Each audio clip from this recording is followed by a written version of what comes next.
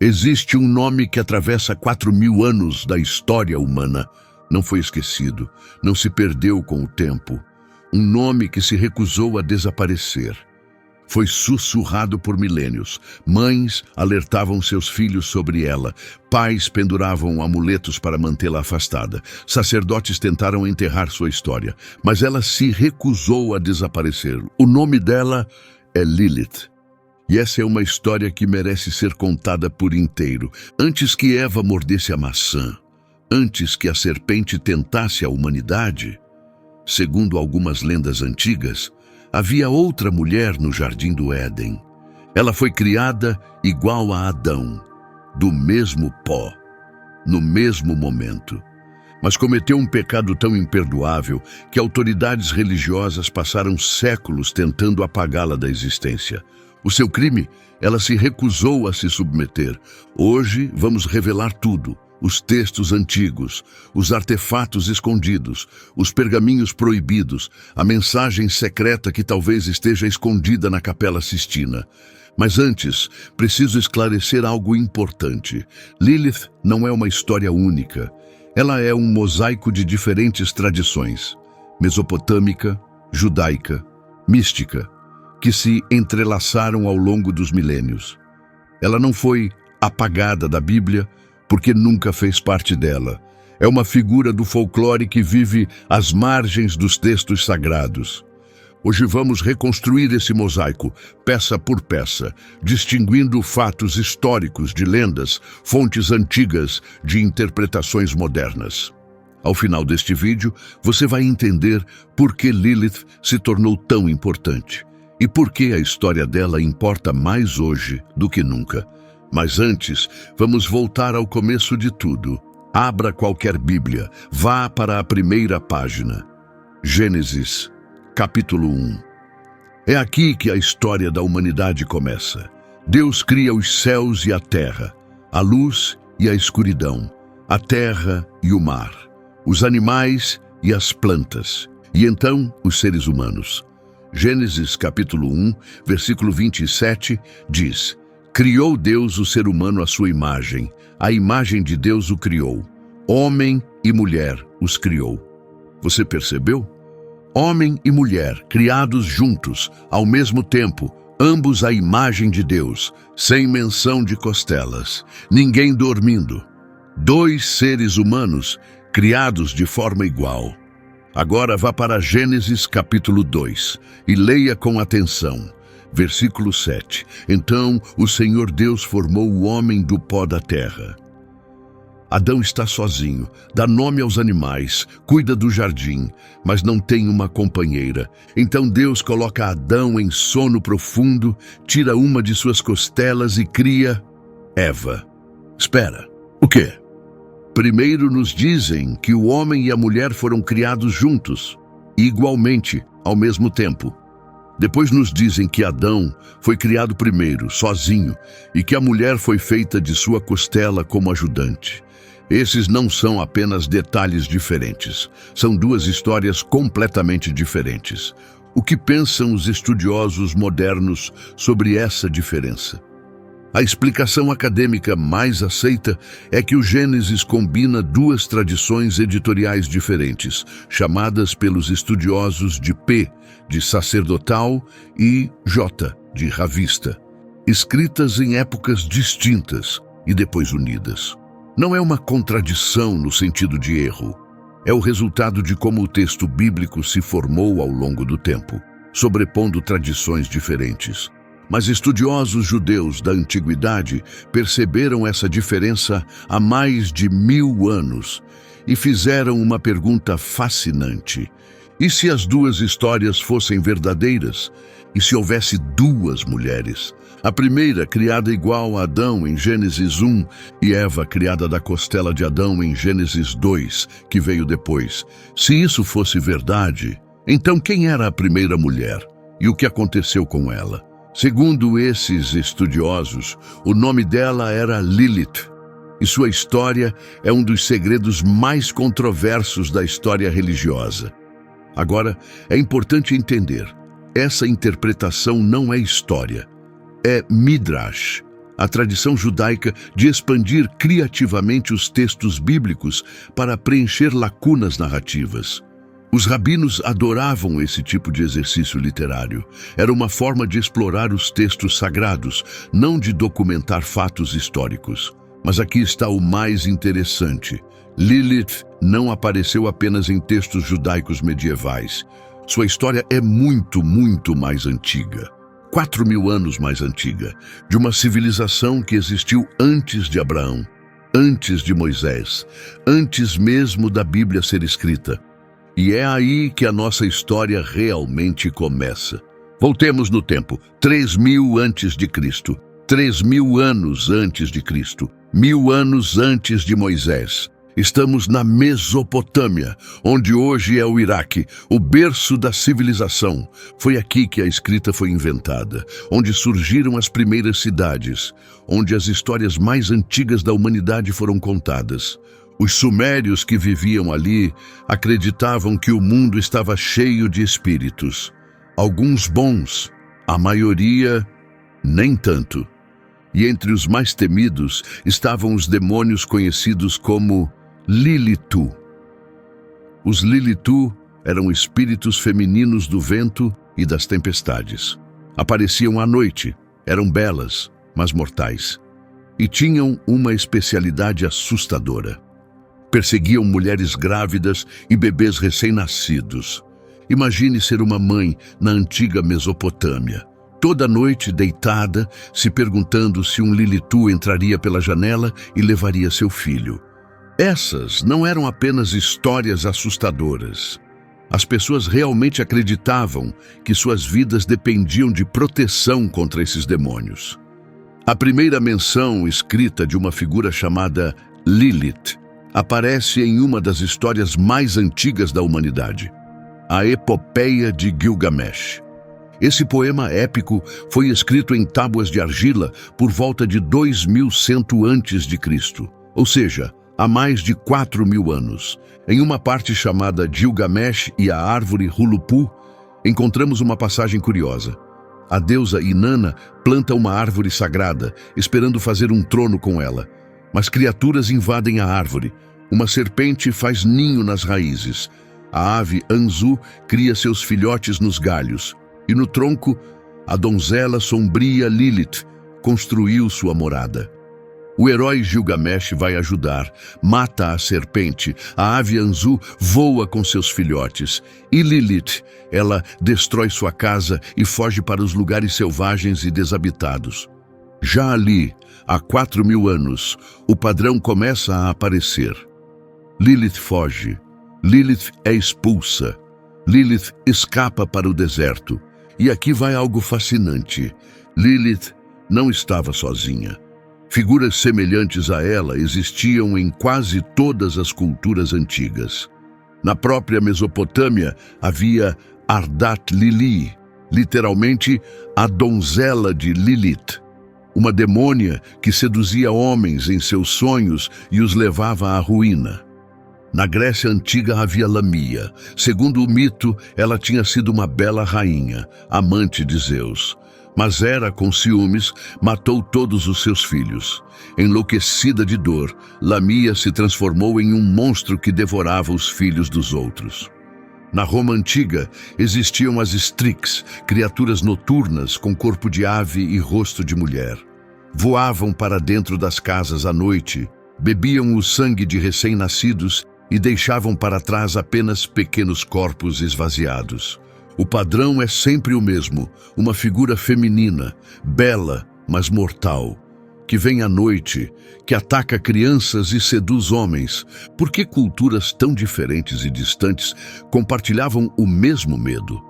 Talvez porque todas compartilhavam o mesmo terror, a morte inexplicável de recém-nascidos, doenças repentinas, sonhos perturbadores que assombravam os homens durante o sono. Num mundo sem medicina moderna, sem explicações científicas, precisavam dar um nome a esses horrores. Esse nome na Mesopotâmia era Lilith. Agora é que a coisa fica realmente interessante.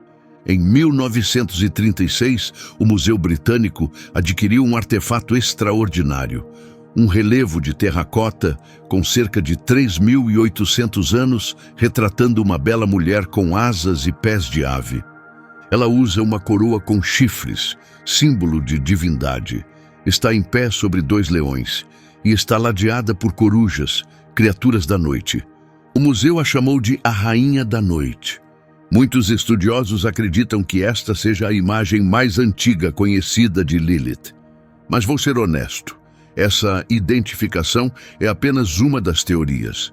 Outros estudiosos acreditam que o relevo representa Ishtar, a deusa do amor e da guerra, ou Ereshkigal, a rainha do submundo.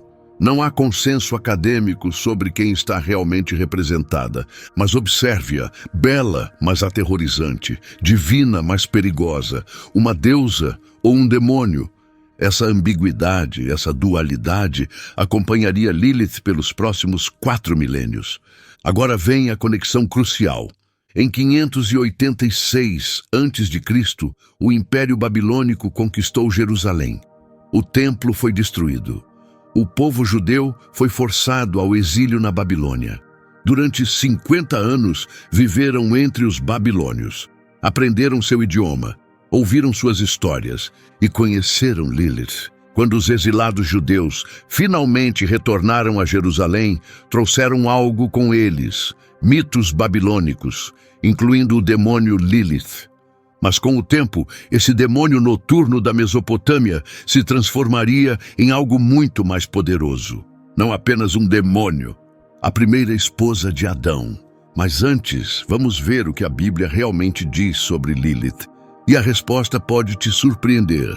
Lilith aparece na Bíblia hebraica exatamente uma vez, apenas uma vez. Em Isaías 34:14, numa profecia sobre a destruição de Edom, lemos: as feras do deserto encontrarão com as hienas, e o sátiro chamará seu companheiro. Ali também Lilith descansará e achará seu lugar de repouso. É só isso, uma menção única em meio a uma lista de criaturas do deserto.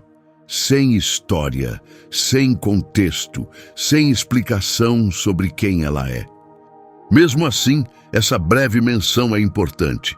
Prova que já no século VI a V a.C., Lilith havia entrado no vocabulário hebraico, ainda não como esposa de Adão, mas como um espírito de desolação. E o texto que conta a história completa de Lilith como primeira esposa de Adão é um dos documentos mais estranhos e controversos da literatura judaica. Em algum momento, entre os séculos 8 e 10 depois de Cristo, um texto curioso começou a circular entre comunidades judaicas. Chamava-se o Alfabeto de Ben Sira e era polêmico, satírico, às vezes vulgar. Definitivamente não era um texto religioso tradicional. Hoje em dia, estudiosos debatem a verdadeira natureza desse texto. Seria uma paródia religiosa? Uma sátira social? Folclore popular colocado por escrito? Uma coleção de histórias para entreter? Provavelmente um pouco de tudo isso. Não sabemos ao certo. Mas escondida entre suas páginas estava a origem mais completa de Lilith já escrita. E isso mudou tudo. Segundo o alfabeto de Ben Sira, no início, Deus criou Adão do pó da terra. E ao mesmo tempo, do mesmo pó, Deus criou uma mulher. O nome dela era Lilith. Não foi criada da costela de Adão, não como ajudante, não como um pensamento secundário. Criada igual, criada ao mesmo tempo, criada da mesma terra. Deus colocou os dois no jardim do Éden. Eram destinados a ser companheiros, parceiros, iguais. Mas quase imediatamente surgiram problemas. Adão e Lilith começaram a brigar. Sobre o quê? O texto é surpreendentemente explícito. A questão era a intimidade. Quando estavam juntos, Adão exigia que Lilith se deitasse por baixo dele. Ele acreditava, como o primeiro homem feito à imagem de Deus, que deveria ser dominante. E a resposta de Lilith foi revolucionária. Ela se recusou. Suas palavras exatas, segundo o texto, Somos iguais um ao outro, pois ambos fomos criados da terra. Não me deitarei debaixo de você. Pense no que isso significa. Num texto escrito há mais de 1000 anos, temos uma mulher exigindo igualdade, recusando-se a ser submissa, rejeitando um papel que não escolheu. Isso não foi apenas uma briga conjugal, foi a primeira rebelião por igualdade na história humana, ao menos segundo essa lenda. Adão tentou forçar Lilith a obedecer, e foi então que Lilith fez algo sem precedentes. Ela pronunciou o nome inefável de Deus. Na tradição judaica, o verdadeiro nome de Deus, o tetragrama, é tão sagrado, tão poderoso, que era proibido pronunciá-lo. Apenas o sumo sacerdote, uma vez por ano, no Santo dos Santos, podia dizê-lo em voz alta. Lilith o conhecia e o usou. Ao falar o nome divino, Lilith se elevou no ar e voou para fora do jardim do Éden. Não foi expulsa, não foi banida. Ela saiu por vontade própria. Escolheu o exílio em vez da submissão. Escolheu a liberdade em vez do paraíso. Deus não ficou satisfeito. Enviou 3 anjos para trazer Lilith de volta, Senói, Sansenói e Semangelof. Eles a encontraram junto ao Mar Vermelho. Agora, o Mar Vermelho não era um lugar qualquer na cosmologia judaica. Era considerado uma fronteira entre mundos. O lugar onde as águas se abriram para Moisés, onde o natural encontrava o sobrenatural. E ali, nessa terra de fronteira, Lilith havia construído seu novo reino. Vivia entre demônios, acasalava com eles e não estava ociosa. Segundo o texto, ela estava dando à luz mais de 100 filhos demônios por dia. 100 por dia. Por que exatamente 100? Esse número não é aleatório. Na tradição judaica, 100 é um número de completude e totalidade. 100 bênçãos por dia eram exigidas de todo judeu observante. Lilith estava criando uma paródia sombria dessa santidade. 100 demônios por dia, em vez de 100 orações. Os anjos a confrontaram. Lilith, disseram, volte para Adão, volte para o jardim, tome seu lugar. Imagine a cena. 3 anjos do céu, brilhando com luz divina, diante de uma única mulher às margens do Mar Vermelho. Qualquer outra criatura teria se curvado, teria implorado perdão, teria rastejado de volta, mas não Lilith. Fui criada para causar doenças aos recém-nascidos, disse ela. Se for menino, tenho domínio sobre ele por 8 dias, se for menina, por 20 dias. Esses números também têm significado. 8 dias é o tempo até a circuncisão, quando o menino entra na aliança com Deus. 20 dias era considerado o período de maior vulnerabilidade para meninas recém-nascidas.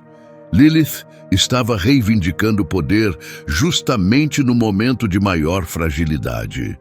Os anjos a ameaçaram com o castigo máximo. Se você não voltar, disseram, 100 dos seus filhos demônios morrerão todos os dias. 100 filhos, todos os dias, para sempre. Era uma simetria cruel. 100 nascimentos, 100 mortes. Criação infinita seguida por destruição infinita.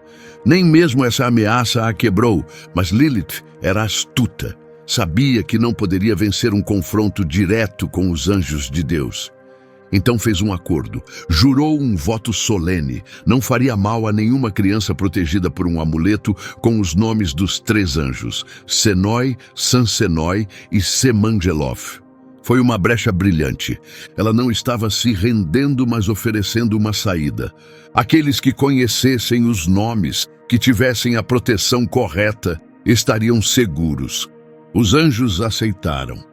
Foi assim que nasceram os amuletos de proteção contra Lilith. Durante séculos, pais os penduraram nos quartos dos bebês. Mas a história não termina aí.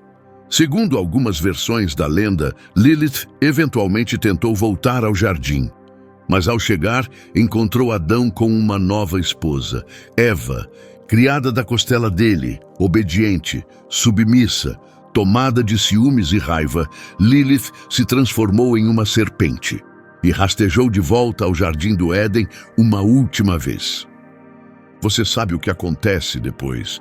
Se essa versão for verdadeira, então Lilith não apenas deixou o Éden, ela voltou para destruí-lo. A serpente que tentou Eva, a criatura que causou a queda da humanidade, o motivo pelo qual fomos expulsos do paraíso, era a primeira esposa desprezada de Adão. Claro, isso é lenda, não texto bíblico. É Midrash, uma expansão criativa da narrativa. Mas é uma lenda poderosa que teria consequências reais por muitos séculos. Durante séculos após a disseminação dessas histórias, Lilith não era apenas um mito. Ela era uma fonte genuína de terror. Famílias acreditavam que ela viria buscar seus filhos.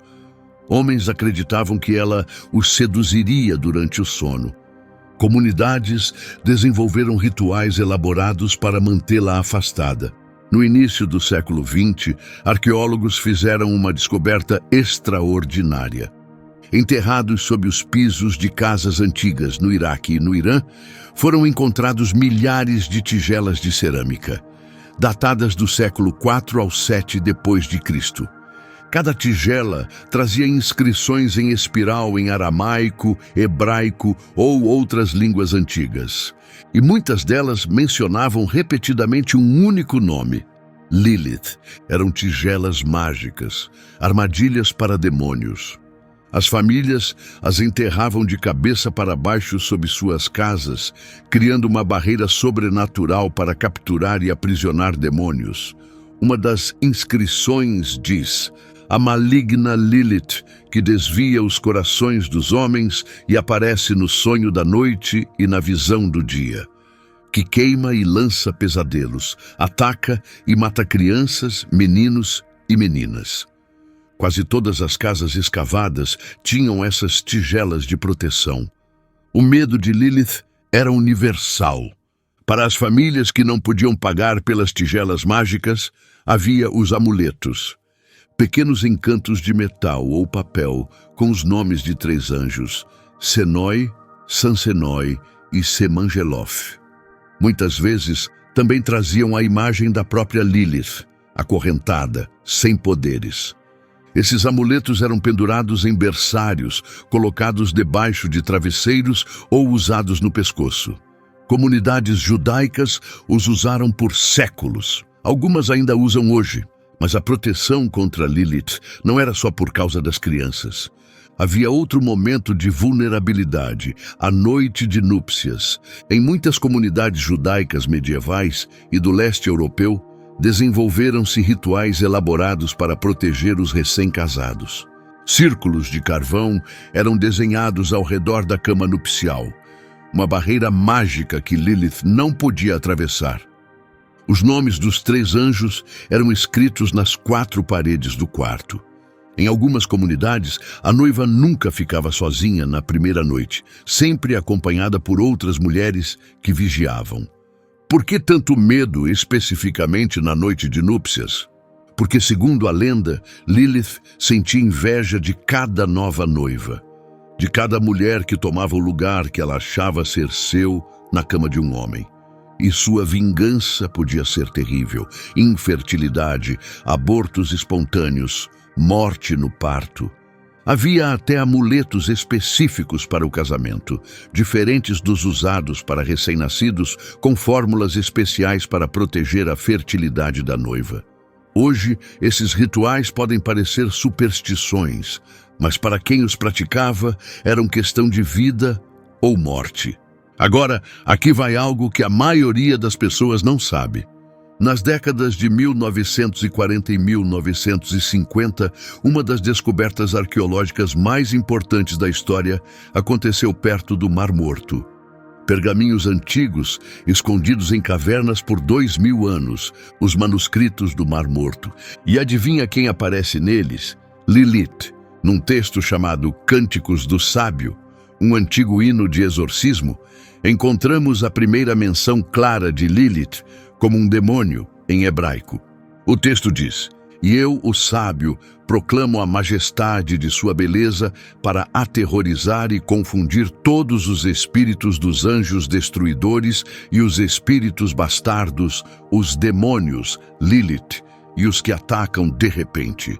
Isso prova que as comunidades judaicas já tentavam se proteger de Lilith há mais de 2000 anos.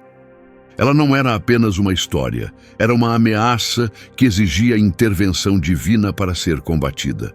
Mas há outra fonte crucial que muitas vezes é ignorada: o Talmud. O Talmud babilônico, compilado entre os séculos 3 e 6 depois de Cristo, é uma das obras mais importantes da literatura judaica. Contém discussões rabínicas sobre leis, ética, filosofia, história e folclore. E Lilith aparece nele várias vezes. No Tratado Shabat 151b, encontramos um aviso perturbador. Não é permitido a um homem dormir sozinho em uma casa, pois todo aquele que dorme sozinho em uma casa será agarrado por Lilith. Agarrado, não visitado, não seduzido, agarrado. A linguagem é física, violenta.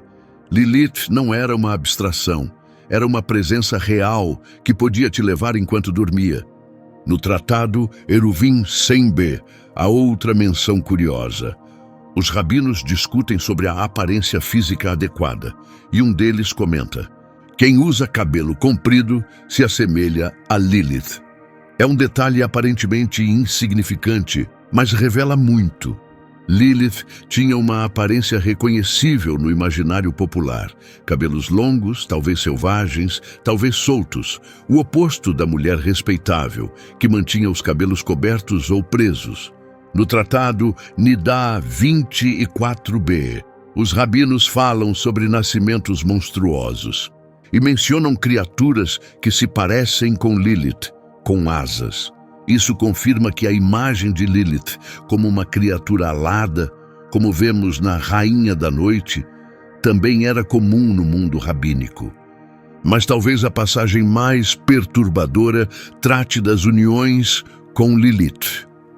Alguns textos talmúdicos fazem alusão ao fato de que demônios, incluindo Lilith, podiam se acasalar com humanos.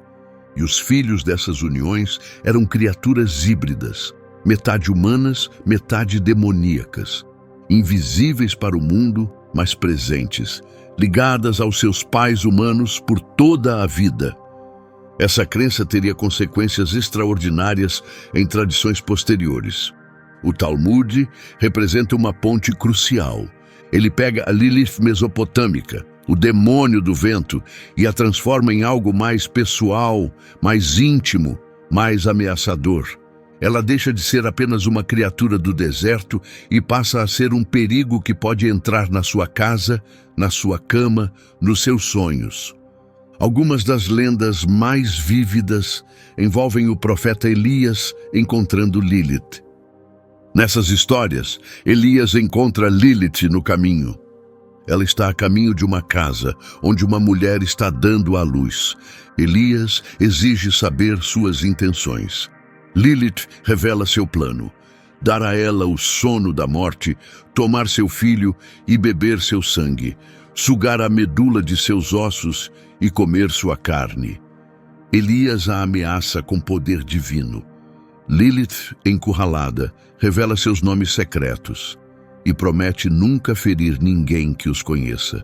Esses nomes passaram a ser inscritos em amuletos, dando às pessoas comuns poder sobre a rainha dos demônios. O conhecimento sobre Lilith era literalmente uma proteção contra ela. No século XIII, na Espanha medieval, surgiu uma nova forma de misticismo judaico. Chamava-se Cabalá. E a Cabalá transformaria Lilith de um demônio em algo muito mais cósmico. O texto fundamental da Cabalá se chama Zohar, que significa esplendor ou brilho. Escrito na Espanha do século XIII, o Zohar contém comentários místicos sobre a Torá e explora a natureza oculta de Deus e da criação. E Lilith aparece nele 48 vezes. 48 vezes. No Zohar, Lilith não é apenas um demônio, Ela é uma força cósmica. Segundo o Zohar, Lilith se tornou a consorte de Samael, o rei dos demônios, o anjo da morte, às vezes identificado com o próprio Satanás.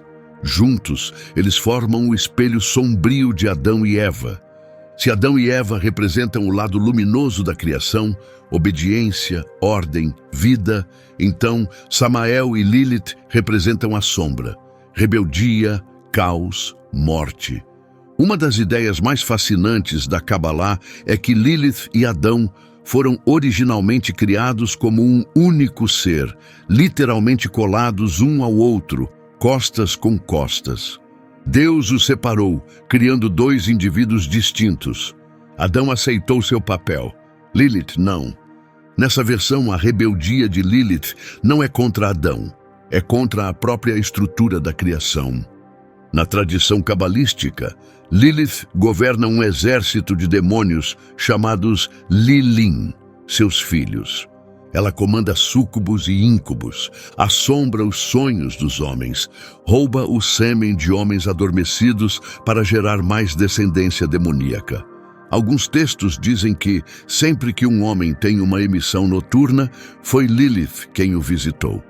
Dizia-se que os filhos demoníacos gerados nesses encontros eram invisíveis, mas presentes, assombrando seus pais humanos por toda a vida. Essa crença deu origem a costumes extraordinários. Em algumas comunidades judaicas, os filhos não acompanhavam o corpo do pai até o cemitério. Por quê?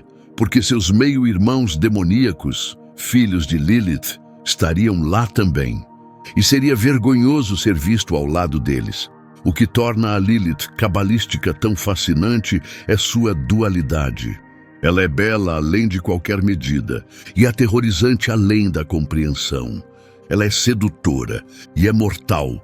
Ela representa tudo o que a sociedade patriarcal temia: sexualidade feminina, independência e poder, libertos e incontroláveis. Isso nos leva a uma das descobertas mais intrigantes sobre Lilith.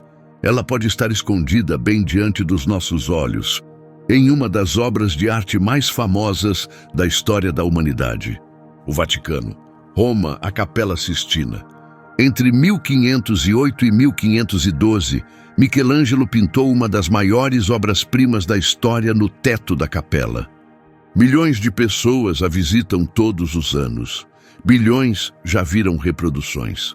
Mas quase ninguém percebe o segredo escondido à vista de todos.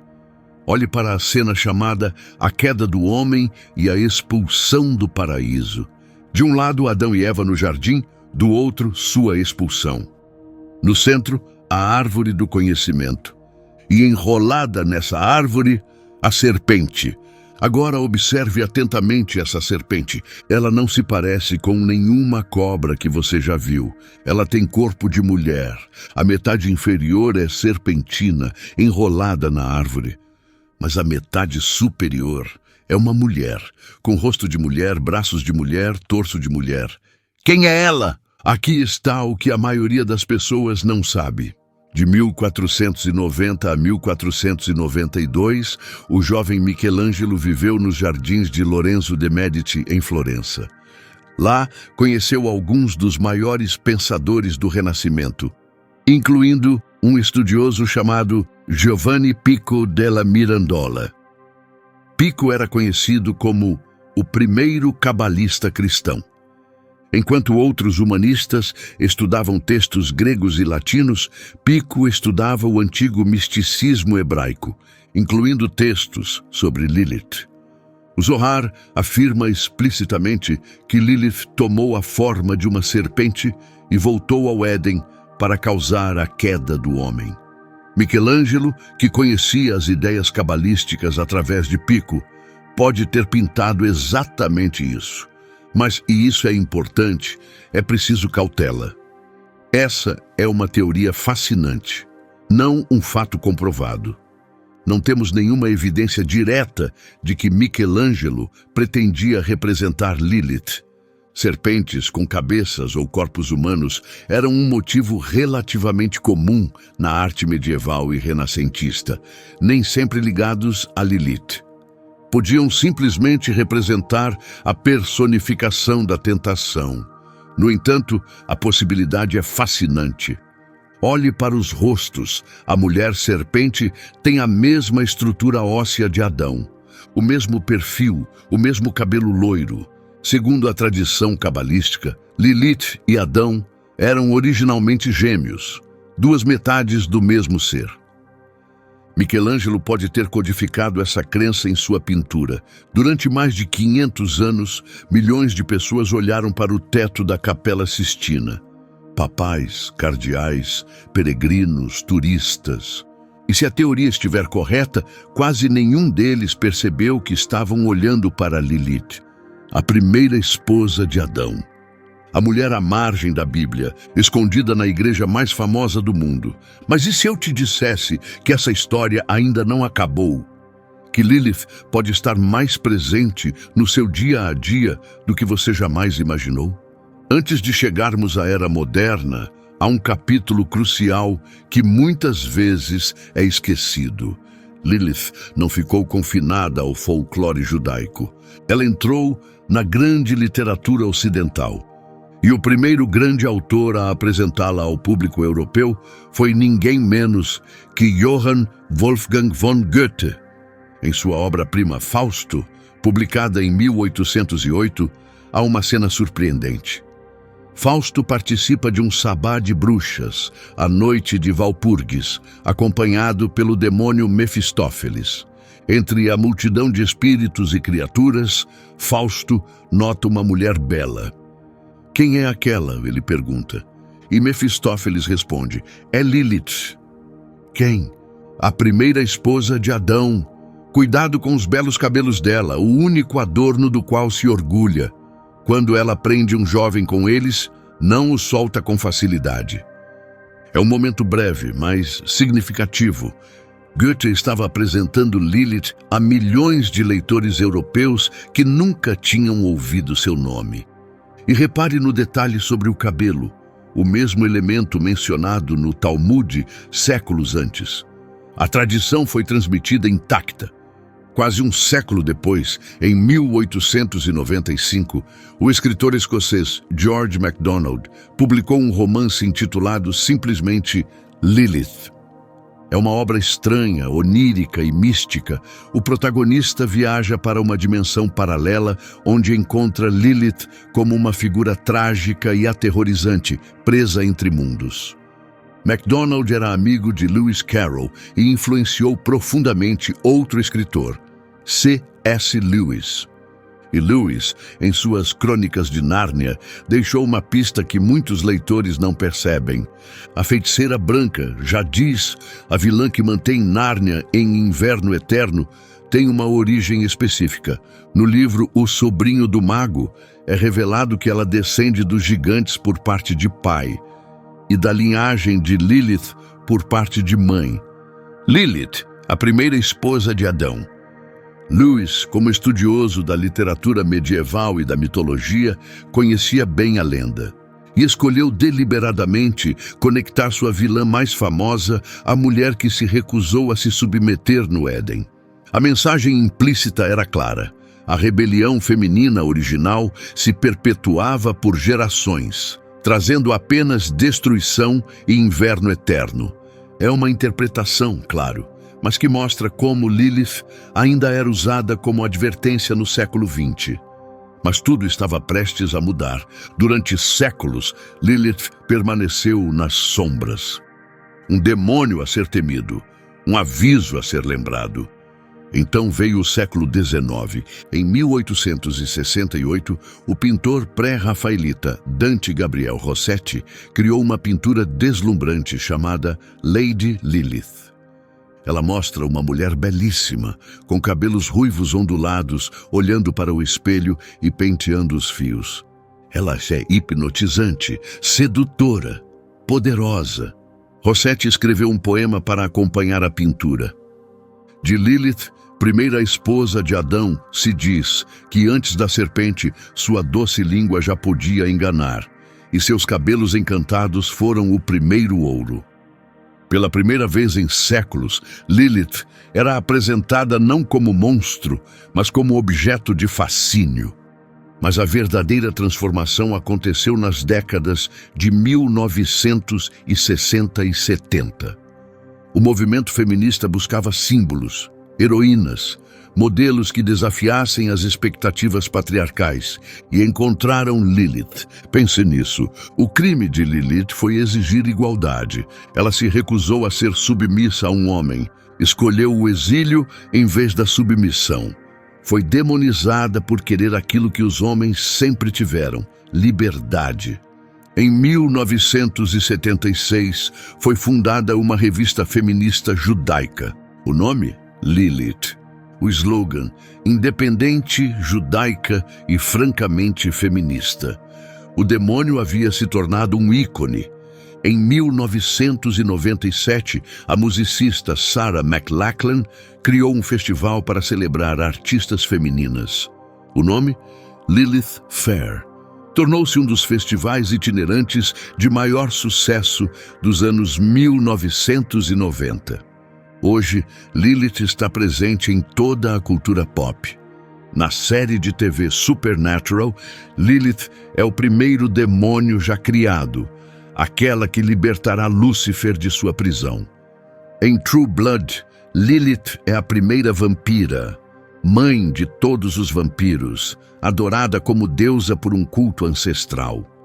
Em O Mundo Sombrio de Sabrina, Lilith é uma personagem central, primeira esposa de Adão, primeira bruxa que acaba governando o inferno.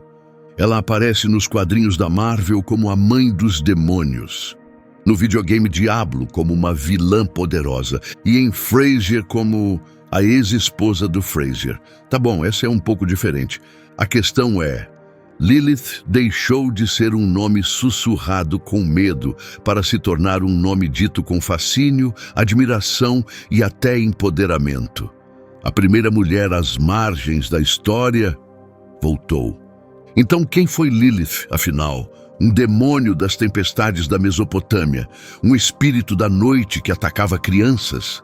Ela foi a primeira esposa rebelde de Adão, criada como igual, mas expulsa por exigir seus direitos? Foi a serpente no jardim que voltou para destruir o paraíso que lhe foi negado? Foi uma força cósmica das trevas, a rainha das sombras, reinando ao lado do rei dos demônios? Foi a sedutora de cabelos longos no Fausto de Goethe? A ancestral da feiticeira branca de Nárnia? Ou foi algo completamente diferente? Aqui está o que eu penso. Lilith é um espelho. Ela reflete aquilo que cada época mais teme e aquilo que secretamente admira. Para os mesopotâmios antigos, ela era a tragédia inexplicável da morte infantil. Para os judeus medievais, era o perigo da sexualidade feminina sem controle. Para os artistas do século XIX, era a beleza proibida e a sedução sombria. Para alguns hoje, ela é o espírito da rebelião e da igualdade. Cada geração reescreve Lilith. Cada cultura a transforma em algo próprio, mas uma coisa nunca muda: Lilith se recusa a ser esquecida. Tentaram reduzi-la a uma história assustadora. Tentaram usá-la como advertência. É isso que acontece com mulheres que não se submetem. E ainda assim, 4.000 anos depois, mais pessoas conhecem seu nome do que nunca. Porque a história de Lilith não é apenas história antiga. É a história de toda pessoa que foi mandada calar e se recusou. Toda pessoa que foi instruída a aceitar seu lugar e foi embora. Toda pessoa que escolheu a liberdade difícil em vez da opressão confortável. Chamaram-na de demônio porque exigiu ser tratada como igual. A colocaram à margem das escrituras porque ela não permitiria ser apagada da memória. E no fim, Lilith venceu. Porque aqui estamos nós, milhares de anos depois, ainda contando sua história, ainda dizendo seu nome, ainda lembrando da primeira mulher que disse não. A mulher à margem tornou-se imortal. Se este vídeo te surpreendeu, você precisa se inscrever agora mesmo. Ative o sininho porque você não vai querer perder o que vem por aí. Exploramos histórias ocultas, tradições esquecidas, figuras à margem dos textos sagrados. E pode acreditar, estamos só começando. Agora quero ouvir você. Lilith foi um demônio ou uma revolucionária? Você acha que a história dela merece ser contada com mais frequência? E você teria deixado o Jardim do Éden? Deixe sua resposta nos comentários. Eu leio cada um deles. Se quiser se aprofundar, clique nos vídeos que estão na tela agora. Tenho mais histórias ocultas da Bíblia que vão mudar completamente sua visão da história. Até a próxima. Mantenha a curiosidade viva. Questione tudo. E lembre-se, as melhores histórias muitas vezes são aquelas que estão à margem.